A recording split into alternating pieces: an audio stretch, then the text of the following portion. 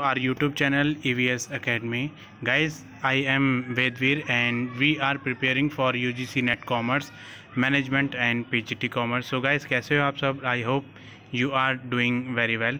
So guys, इससे पहले वाली क्लास में हम लोगों ने बिज़नेस एनवायरनमेंट के काफ़ी सारे टॉपिक हम लोग ऑलरेडी डिस्कस कर चुके हैं.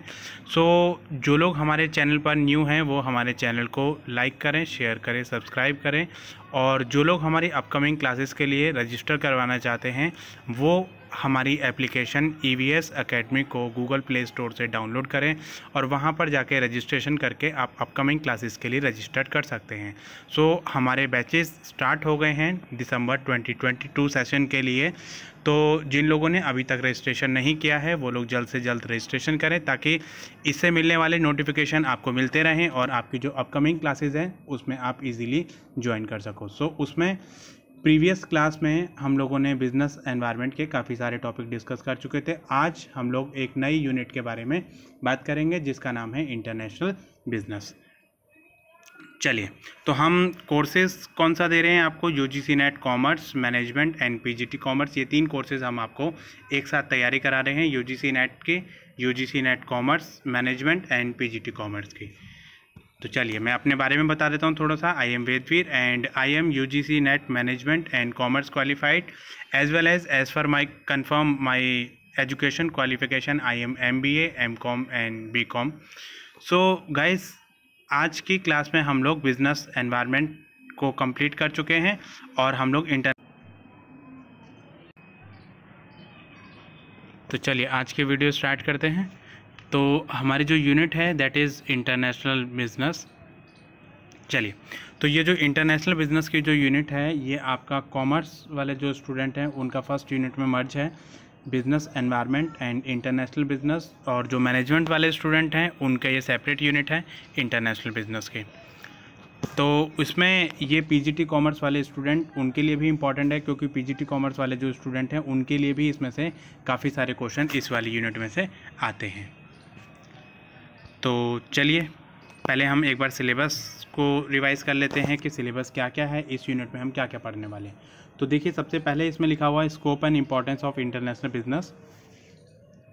तो यहाँ पर स्कोप इम्पॉर्टेंस के साथ साथ नेचर, फीचर, इम्पॉर्टेंस, ये सारी चीज़ें ऑलरेडी डिस्कवर हो जाती हैं.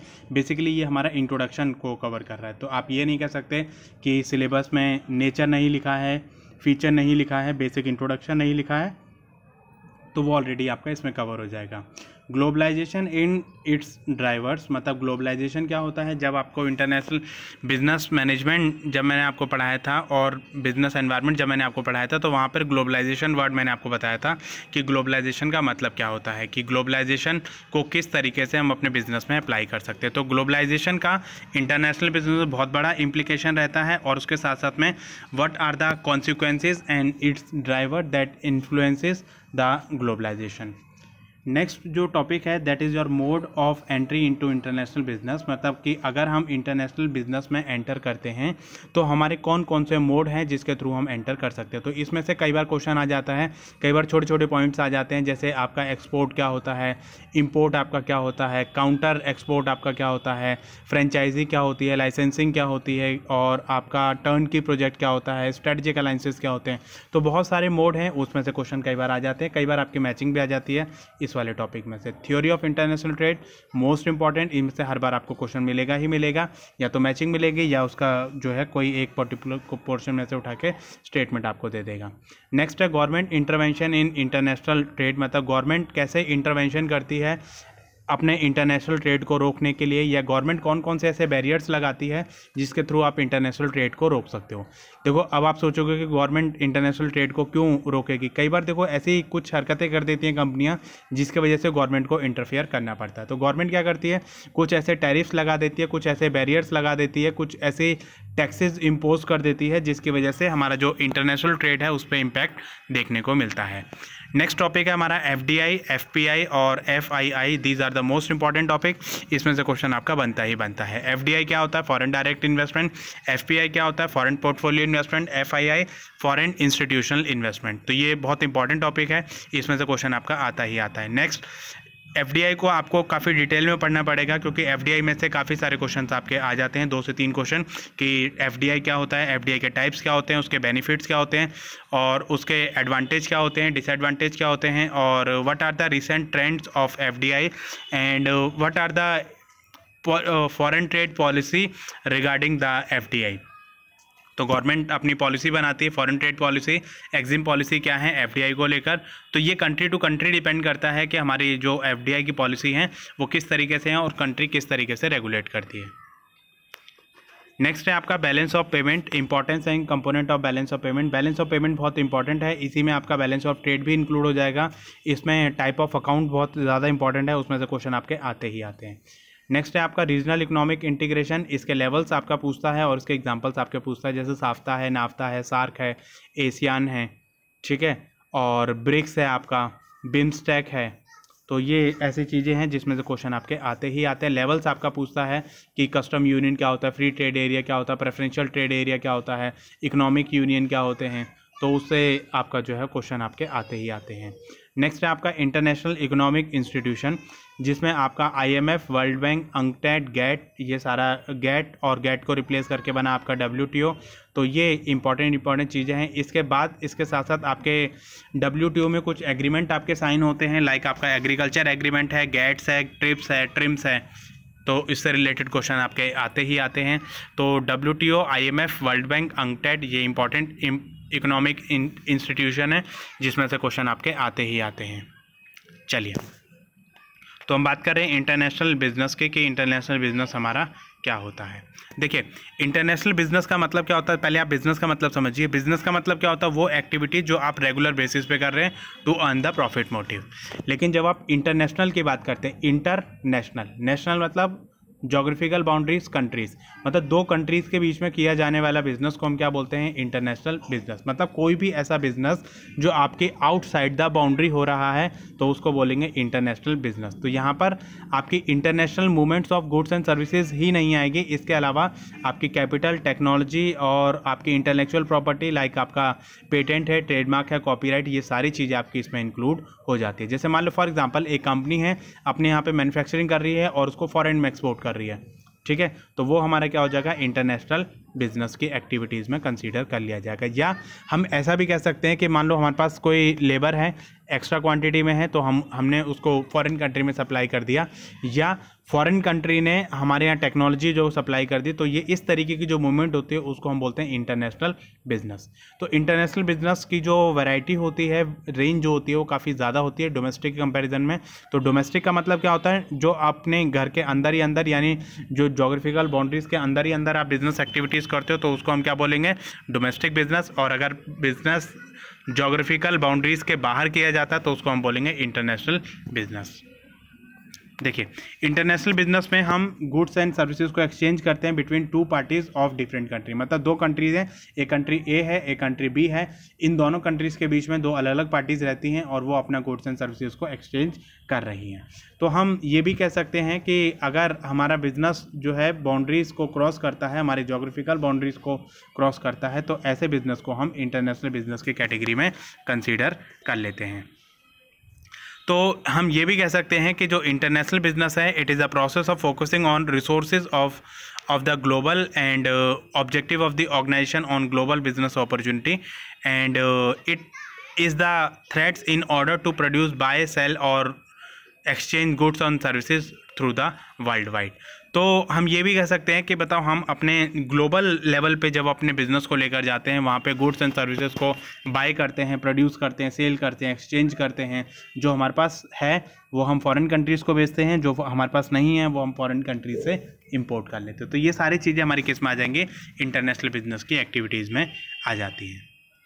चलिए, अगर हम इसके इवोल्यूशन की बात करें कि हमारा जो इंटरनेशनल बिजनेस है वो कब और कैसे इवोल्यूशन हुआ, तो हम देखिए, पहले अगर हम देखें, ये आज से हमारा इवोल्यूशन नहीं हुआ, ये काफ़ी टाइम पहले से हमारा इवोल्यूशन हुआ। मतलब जैसे पहले के जो फॉरेन, मतलब जो है, अगर हम ये देखो कि हमारे अंग्रेज़ जब आए थे इंडिया में, तो उस टाइम पे भी उन्होंने इसी तरीके की एक्टिविटीज़ करी थी। उन्होंने यहाँ से रॉ मटेरियल खरीदा, फॉरेन में बेचा और फॉरेन से सामान मंगवाया, फॉरेन में सामान बनवाया और वहाँ से बनवाने के बाद यहाँ पे जो उन्होंने सामान बनवा लिया। तो ये इस तरीके की जो एक्टिविटीज़ थी वो भी हमारी जो है वो किस में कंसीडर करी जाती थी, इंटरनेशनल बिजनेस में कंसीडर करी जाती थी। ठीक है, तो हमारे 19वीं सेंचुरी में बहुत सारे हमारे ऐसे इंटीग्रेशंस हुए। हमारे ईस्टर्न सिविलाइजेशन में भी इस तरीके के कुछ ट्रेसेस मिले। हमारी सिंध सिविलाइजेशन है और हमारी ह्यूमन सिविलाइजेशन है, वहाँ पर भी कई तरीके की चीज़ें हमारी यहाँ पर मिली। तो अगर हम उससे पहले की भी बात करें तो हमारा फर्स्ट वर्ल्ड वॉर हुआ था हमारा 1999 में, और उसमें हमारा जो है कई सारे रॉ मटेरियल को कॉलोनियल कंट्रीज़ ने क्या करा था, इंपोर्ट करा था और एक्सपोर्ट करा था। मतलब यहाँ से वो एक्सपोर्ट करते थे रॉ मटेरियल को और इंपोर्ट करते थे फॉरेन कंट्रीज़ के फिनिश गुड्स को।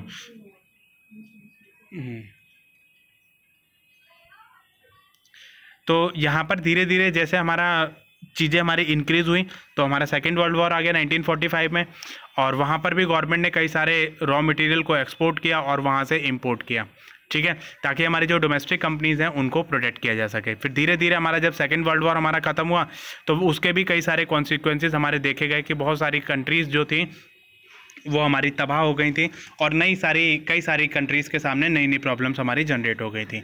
तो वहाँ पर फिर हमारा जो इंटरनेशनल इकोनॉमिक इंस्टीट्यूशन लाइक हमारा IMF, वर्ल्ड बैंक और हमारा गेट, ये 3 चीज़ें हमारे सामने निकल कर आई थी। तो ये इस तरीके से हम कह सकते हैं कि जो हमारा इंटरनेशनल बिजनेस है ये आज का कॉन्सेप्ट नहीं है, ये हमारे पहले से ही कॉन्सेप्ट हमारा चला आ रहा है। तो पहले हमारी जो फॉर्म थी वो अलग थी, तरीके अलग थे, क्योंकि उस टाइम पे रूल्स एंड रेगुलेशंस अलग थे। लेकिन आज का सिनेरियो देखें तो आज के जो सिनेरियो है वो हमारा अलग है।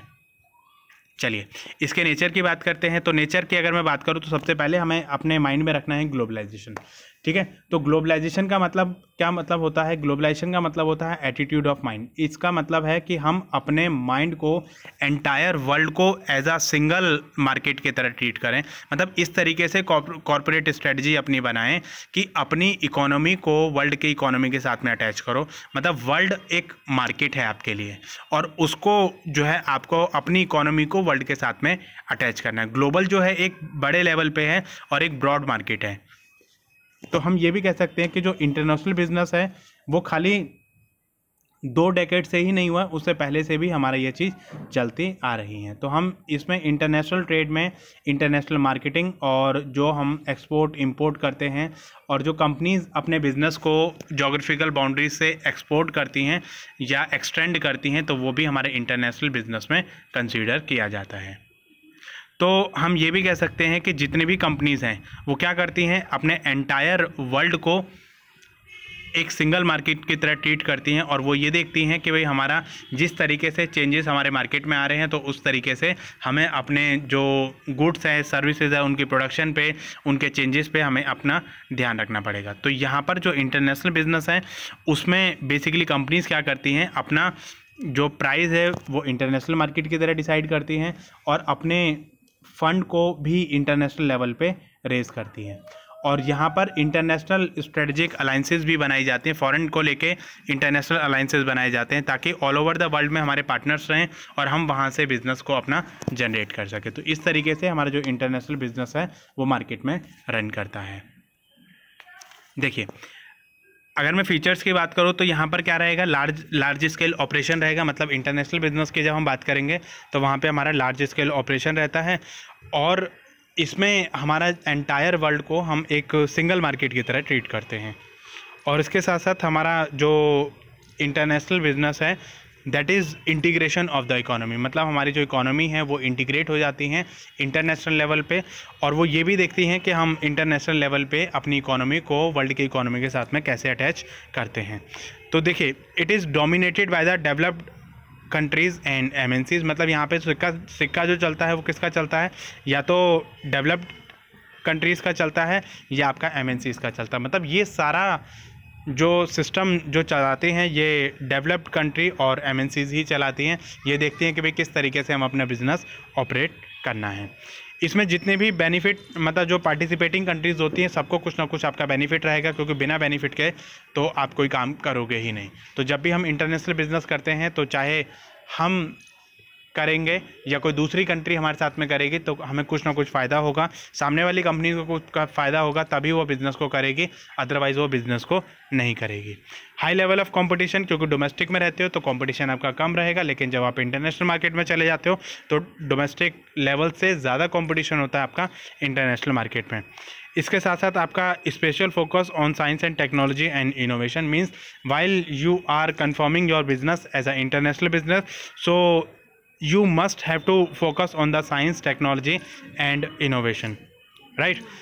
नेक्स्ट उसके बाद आपका इंटरनेशनल रिस्ट्रिक्शंस आ जाती हैं, जैसे बहुत सारी कंट्रीज़ ऐसी हैं जो अपना बैरियर्स अपना लगा देते हैं और ताकि हर कंट्री जो है एक दूसरे का फ़ायदा ना उठा सके और अननेसेसरी कुछ इस तरीके की एक्टिविटीज़ ना कर ले जिसकी वजह से दूसरी कंट्रीज़ को नुकसान हो। क्योंकि जैसे मान लो अगर आपने फॉरेन कंट्री में जाके बिज़नेस अपना ऑपरेट किया तो उनका जो डोमेस्टिक कंपनीज़ हैं उनको नुकसान रहता है, ऐसे ही फॉरेन कंपनी ने आपके यहाँ आके बिज़नेस स्टार्ट किया तो आपकी जो डोमेस्टिक कंपनी है उनके लिए नुकसान आपके लिए रहेगा ही रहेगा। तो गवर्नमेंट क्या करती है, अपनी जो डोमेस्टिक कंपनीज़ हैं उनको प्रोटेक्ट करने के लिए क्या कर देते हैं, कुछ ऐसे बैरियर्स लगा देती हैं ताकि उनको प्रोटेक्ट किया जा सके। It is very sensitive in nature, मतलब आपने हल्का सा चेंजेस किया उसका बहुत बड़ा इम्पैक्ट आपको देखने को मिलेगा, ठीक है।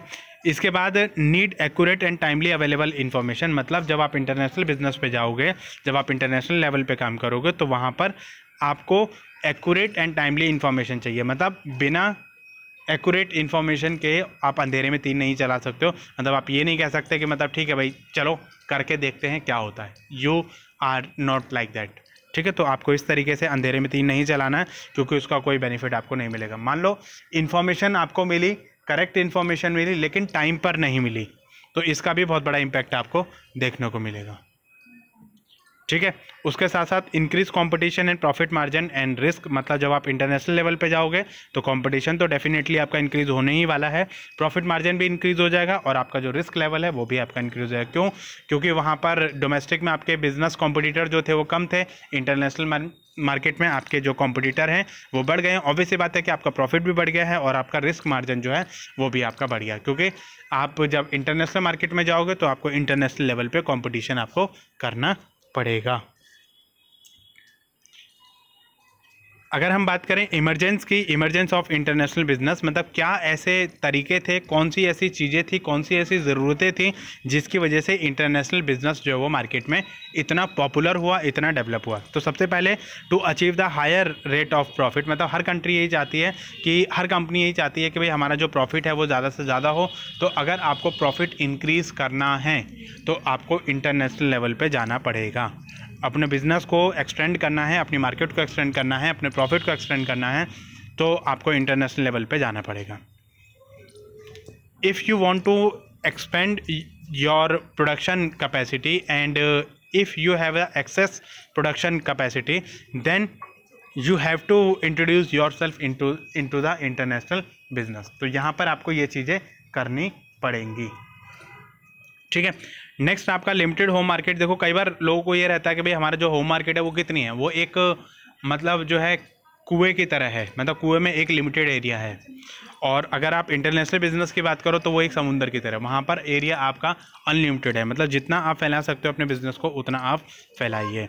Several competition in the home country, मतलब आप कई बार ऐसा होता है कि जो हमारी होम कंट्रीज़ हैं उसमें कई सारा कंपटीशन हमें देखने को मिलता है। तो उस कंपटीशन से बचने के लिए, क्योंकि हमें पता है कि भाई एक मछली मतलब जो है कुएं में मछली है तो वो उसी एरिया में रह के अपने बिजनेस को ऑपरेट करेंगे। तो जब आप इंटरनेशनल मार्केट में जाओगे तो आपको थोड़ा सा स्पेस मिलेगा और नई नई चीज़ें आप सीखोगे, नई नई टेक्नोलॉजी आप सीखोगे, नए नए इनोवेशंस आप सीखोगे तो उसको कहीं ना कहीं अपने बिजनेस में अप्लाई करोगे। नेक्स्ट आपका आता है political stability versus political instability. देखो अगर हमें ऐसा लग रहा है कि हमारी कंट्री में पॉलिटिकल इनस्टेबल है तो वहाँ पर बिजनेस ऑपरेट करना बहुत मुश्किल हो जाता है, तो इसलिए हम ऐसी कंट्री में अपना बिजनेस ऑपरेट करते हैं जहाँ पर पॉलिटिकली लोग स्टेबल रहें, वहाँ के जो पॉलिटिकल पार्टीज़ हैं वो हमारी स्टेबल रहें। क्योंकि अगर पॉलिटिकल पार्टीज़ आपस में लड़ती झगड़ती रहेंगी, मरती कटती रहेंगी तो वहाँ पर उसका इंटरनेशनल बिजनेस में बहुत बड़ा इम्पैक्ट आपका पड़ता है। आप कुवैत में जाके बिजनेस क्यों नहीं ऑपरेट करते, आप क्यूबा में जाके बिजनेस क्यों नहीं ऑपरेट करते, आप सीरिया में जाके बिजनेस ऑपरेट क्यों नहीं करते, क्योंकि वहाँ पे पॉलिटिकल इन्फ्लुएंसेस आपके बहुत ज़्यादा रहते हैं। तो इसलिए आपको जो है इन सब चीज़ों को थोड़ा सा देखना पड़ता है, स्टडी करनी पड़ती है कि कहाँ का पॉलिटिकल सिनेरियो किस तरीके का है।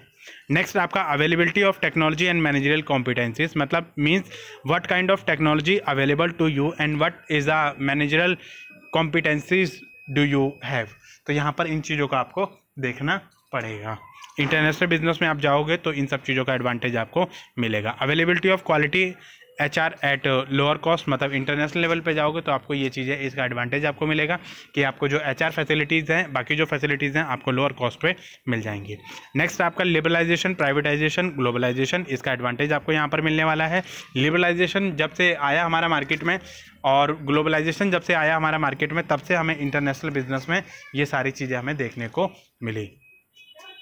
इसके साथ साथ आपका to increase the market share, आपको मार्केट शेयर इंक्रीज़ करना था, तो उसका भी जो कंट्रीज़ जो हैं क्या चाहती हैं कि आपका जो मार्केट शेयर है उसको इंक्रीज़ किया जाए और ये देखा जाए कि भाई मार्केट शेयर को कैसे इंक्रीज़ करना है, तो आपको इंटरनेशनल लेवल पे जाना पड़ेगा। ठीक है, इसके साथ साथ to help in economic development, मतलब आपका जो इकोनॉमिक डेवलपमेंट है उसको इंक्रीज़ करने के लिए आपको ये चीज़ें इंटरनेशनल बिजनेस लेवल पे आपको लेके जानी पड़ेंगी। चलिए स्कोप की बात करते हैं। स्कोप क्या है इंटरनेशनल बिजनेस का? तो यहाँ पर import and export of merchandise, मतलब आपके जो बिज़नेस जो गुड्स हैं वो आप इसमें कर सकते हो, मतलब इसके लिए बहुत अच्छा स्कोप है, मतलब आप गुड्स एंड सर्विसेज को एक्सपोर्ट एंड इंपोर्ट कर सकते हो।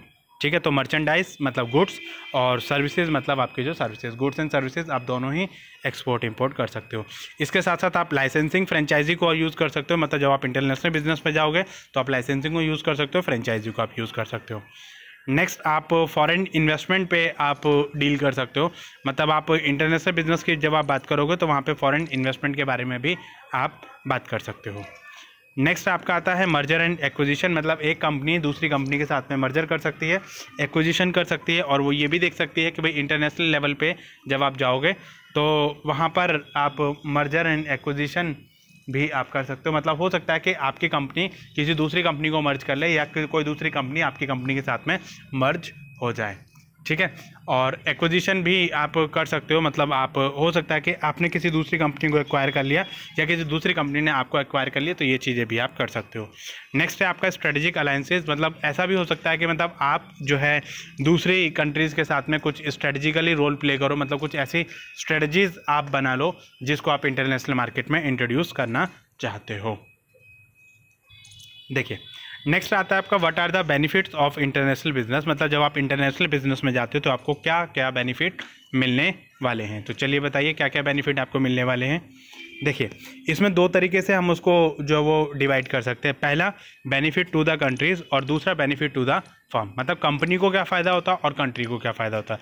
देखो कंपनी को तो ये फ़ायदा होता है कि उनको प्रॉफिट अपॉर्चुनिटी मिल जाएंगी, उनके रिसोर्सेज को बेटर यूटिलाइजेशन करने वाला मिल जाएगा, और उसके साथ साथ आपको ग्रोथ प्रोस्पेक्टस मिल जाएगा, आपको ग्रोथ की पॉसिबिलिटी बढ़ जाएगी, आपका जो कंपटीशन है वो डिक्रीज़ हो जाएगा, और आपकी जो बिज़नेस का जो विजन है वो इम्प्रूव हो जाएगा, आपकी प्रॉफिटेबिलिटी बढ़ जाएगी, आपका जो ग्रोथ अपॉर्चुनिटी है वो भी आपकी बढ़ जाएंगी। तो इसके लिए आप इंटरनेशनल मार्केट में, इंटरनेशनल बिजनेस में आपको जाना पड़ेगा और अपने बिजनेस को इंटरनेशनल लेवल पे आपको लेके जाना पड़ेगा। नेक्स्ट आपका आता है benefit to the countries.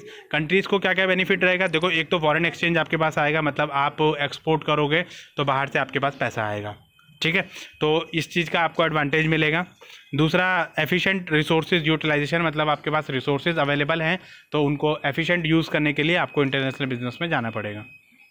Next growth possibility and job opportunity, मतलब जब आप इंटरनेशनल बिजनेस में जाओगे तो आपकी ग्रोथ की पॉसिबिलिटी तो बढ़ ही जाएंगी, इसके साथ साथ में आपको जो है जॉब अपॉर्चुनिटी भी इंक्रीज़ हो जाएंगी। मतलब आपकी जो जॉब अपॉर्चुनिटी है, आप ज़्यादा अपने कंट्री में ज़्यादा लोगों को आप इन्वॉल्वमेंट कर सकते हो, उनको जो एम्प्लॉयमेंट है वो भी आप ज़्यादा लेवल पे आप दे सकते हो। इसके साथ साथ आपका जो स्टैंडर्ड ऑफ लिविंग है वो भी आपका बढ़ जाता है, और आप ये देख लेते हो कि लोगों को एक बेटर लिविंग ऑफ स्टैंडर्ड आप जो उनको दे सकते हो और एक बेटर लाइफ आप उनको प्रोवाइड कर सकते हो।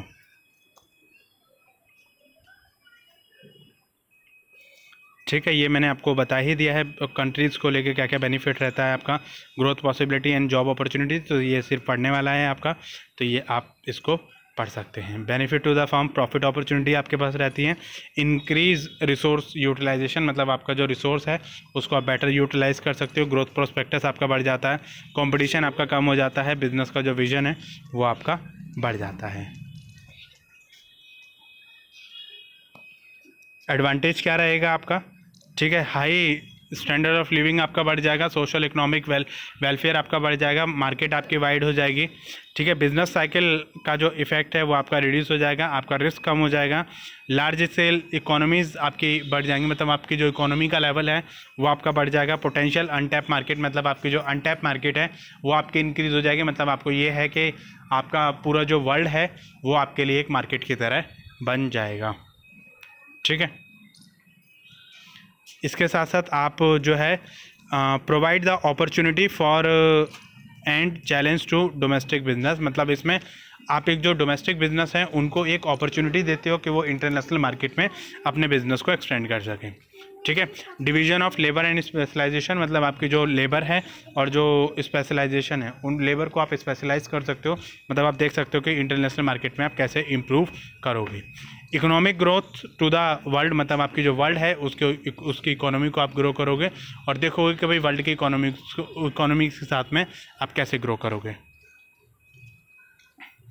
कल्चरल ट्रांसफॉर्मेशन हो जाता है, मतलब जब आप इंटरनेशनल बिजनेस की आप बात करते हो तो एक मतलब यहाँ का कल्चर में आप मिक्सअप कर देते हो फॉरेन कल्चर को, मतलब फॉरेन कंपनीज़ के कल्चर को भी आप यहाँ पर एडवांसमेंट आप कर देते हो। तो ये चीज़ें भी आपके लिए बहुत ही ज़्यादा ज़रूरी होती हैं कि इंटरनेशनल मार्केट में आप कैसे जा सकते हो।